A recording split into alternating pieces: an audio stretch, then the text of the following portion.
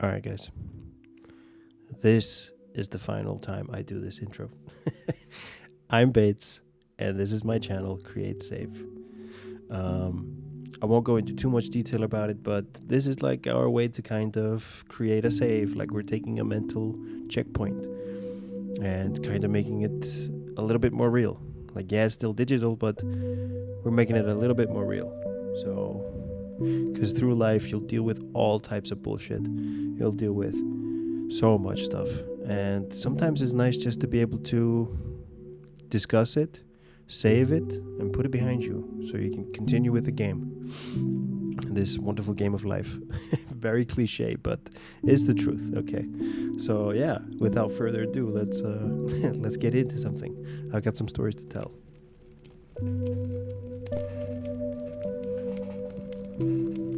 For this one, I won't be revisiting or editing most of these things.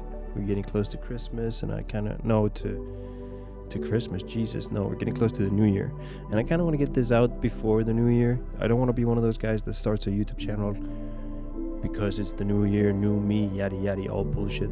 I've been doing these types of check-ins for a while, just through my notes and through my recorder on my phone. Those are going to be a little bit more private. I'm not gonna be sharing them here, but yeah, for this video, I just wanted to check in, and I wanted to discuss a little bit the house renovations we've been doing.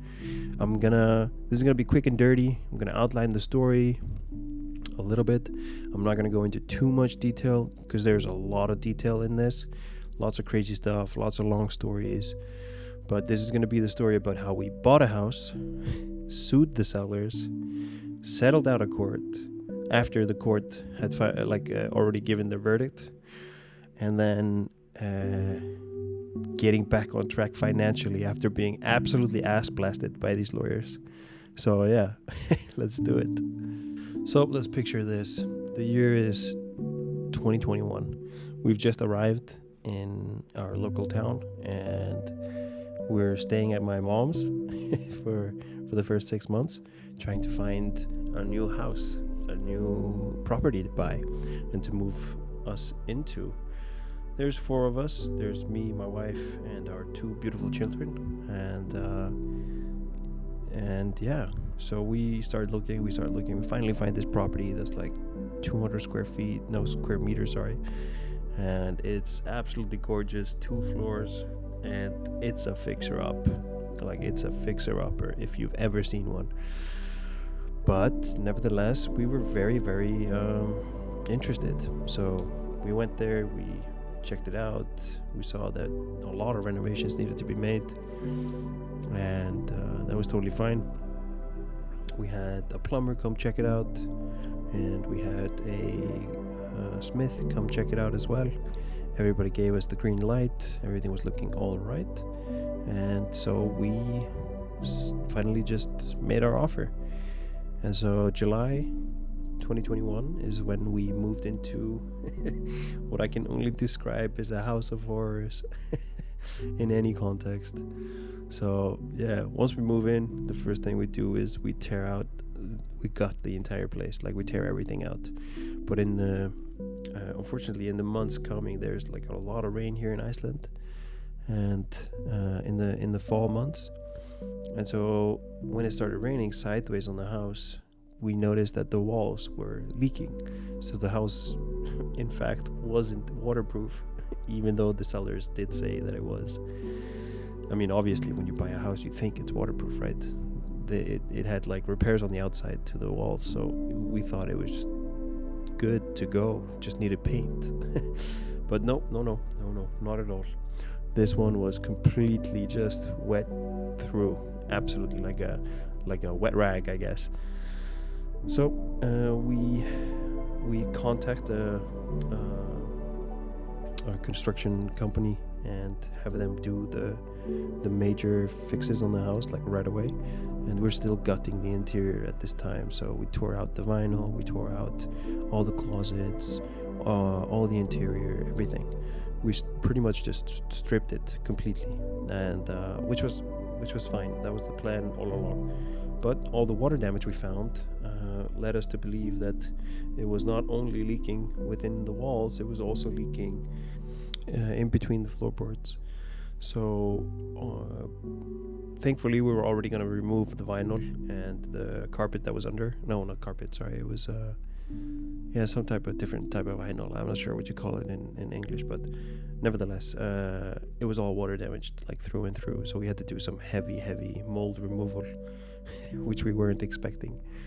After that was done, and we just kept on doing renovations of the house, we notified the realtor, and we notified the sellers, and the realtor and his company started ghosting us, which was quite devastating at the time, because obviously there's a lot of money riding on this. And the seller said that he had no idea at all about any of this, even though his son had been around the house, and the previous tenants had complained about the leaking walls. But okay, all right, that's we'll get into that later in a different video, I guess. But they completely ghosted us. They blocked my phone number and all of that, and so we went to court, and the verdict was unfortunately a mixed bag of hoopla. And I don't know. We had strong ground, but my lawyer just he took we had a lawyer that had the case for a long time. She then went on maternity leave, and some other lawyer took over, and then she, I don't know, was sick or something came up, I don't know. So we got a different lawyer. This is all within the same firm, and that guy was supplemented to us to take the thing to court. And unfortunately, he just, I don't know, he didn't want to call any witnesses. He didn't want to mention some of the things that I thought were very, very relevant to the case. But nevertheless, the verdict came back, as a bit of a mixed bag. I guess it was 60% in their favor and 40% in our favor. It was not like black and white, which, sure, okay. And so at that time, we were really, really financially strained. We're talking really, really badly strained. And so I emailed, I didn't email anyone, I called our lawyer, and I asked him to contact the other party and just how much would it be to just be done with it. And that ended up being somewhere in the neighborhood of a little bit under $30,000, which is money we didn't really have at the time, but we managed, and we paid it, and that was that. That was the whole lawyer fiasco. And this took about 2 years. In the meantime, once you sue, your house becomes evidence. So you cannot do any renovations. So unfortunately, we still had, even though we had these emergency repairs done, we still had a bunch of leakage on the lower floors, on the lower floor of the house, by the windows, by the walls, and it was just bad. It was really, really bad. But finally the verdict came, and we've settled it and all of that. And so we could finally start doing construction again, which we did and have been ever since. We finished the upper floor completely. Well, I guess 90%. We still have to install some panels and stuff for the vinyl. I don't know what they're called in English. But the vinyl, the panels on the side of where the wall meets the floor, brackets or whatever. I don't know. And then on the lower floor, we still have a long ways to go. But we put in the drainage system, which was insanely expensive, neighborhood of $70,000, I guess. I think I'm not bullshitting here. Let me just Google that. 80,000 USD ISK. Yeah, okay, so $70,000. Okay, yeah, but still very, very, very expensive. And so we did that, and my next mission is to contact our neighbor and get him to pay for his share of that, because everything that happens on the outside of the house is split, so 65% us, 35% him. And we'll see how that goes. But as of right now, we are coasting. We are doing pretty good.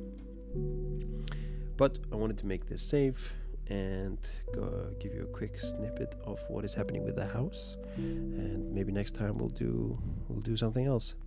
But I thank you guys very much for listening to my first create save on this channel.